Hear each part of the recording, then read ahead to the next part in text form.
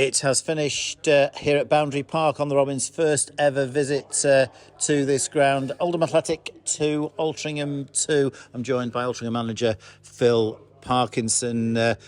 Phil, plenty to talk about, and let's start at the beginning.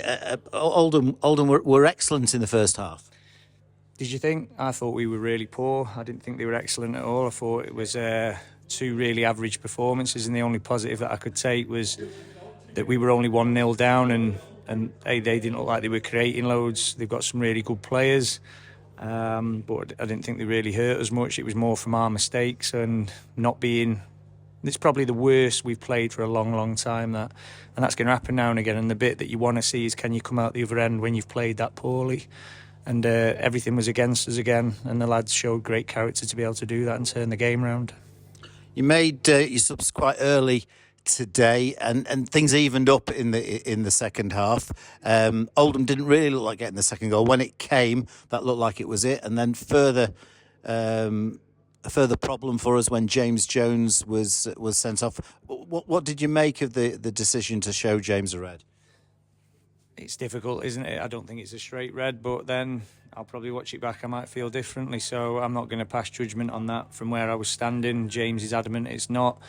It was we've had some really poor tackles put in on us where they've not got anywhere near the ball. He's not even booked them today. It's so inconsistent, the officiating at this level. It's driving me crazy at the moment, but what can I do? I can't do a great deal. I'm sick of talking about it, to be honest. So, yeah, it's gone against us again. James gets a red card, but it galvanised us in terms of James showing that determination to try and win a tackle that we hadn't really shown, particularly in the first half.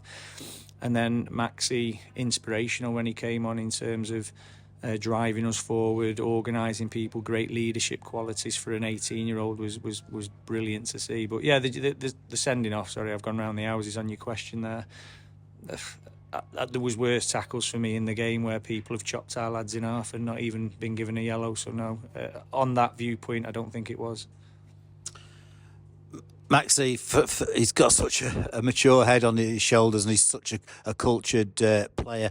It was some strike. It's caught Magnus Norman out completely. He's reacted late to it. I don't think he would have got there anyway, but it's a magnificent finish. It was, like I said, he galvanised us, and I felt the subs really did that. Joe, I don't think there was a blade of grass he didn't cover.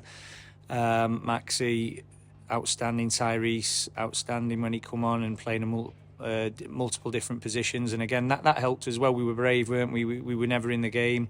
We could have stayed where we had the extra defender. We went to 4-2-3-1, pushing one of the midfielders on a little bit higher as well. So we really went for it, and then when James gets sent off, your second game plan goes out the window. But what they did, they didn't fall to pieces. They got in that 4-4-1, and they were brave. They had energy, and we looked like they were desperate to go on and win the game. I probably put the reins on them a little bit to have played as bad as we did, particularly in the first half and the start of the second. I thought we did well to just get back something from the game, and from my experience of doing this now, it can go and sucker punch you where you think you're going to go and get something and you lose it after doing ever so well to get back into it. So that's the bit they've learned today, a bit of game management. And yeah, I'm just really proud with the efforts and the never say die attitude that they showed there. One area of the game that's definitely shown marked improvement in recent times is delivery from free kicks and corners. Eddie Jones, he's proving an outstanding asset in that area. There was a corner midway through the second half. It was a really good delivery, and there was no one able to get on the end of it. There was a free kick towards the end. Again, I think Liam Hogan's got on the end of it. It was a superb ball, but the delivery for that equaliser was absolutely top-notch. Yep, and you know what? You feel the game at times, don't you? And I felt if we were going to get something, that corner was going to be the pivotal moment. I don't know how you guys felt watching it, but it really did. It felt like if we were going to do anything, the delivery's been good. Can somebody just put the head on it? Tyrese has stepped up and done that. And it was just really pleasing to see that we could get them rewards for, like you said, the set pieces. It's not something, I'm not going to lie to you, we don't go over it and over it and over it. They get really good information. We rehearse it, we go through it. And I think the organisation of it has helped us a lot. I get bored of hearing the other end where we're not very good at defending them, are we? But we are. We have to be to be in the position we are in this division. you have to be good at defending and attacking set pieces. And if you look at our expected goal return and goals against, we're right up there. We're right in the top end of the table. So it's not something we're poor at. It's something we can do better with, as all areas of the game we can do better with. But it was just really satisfying to see we got one from open play and one from a set piece today.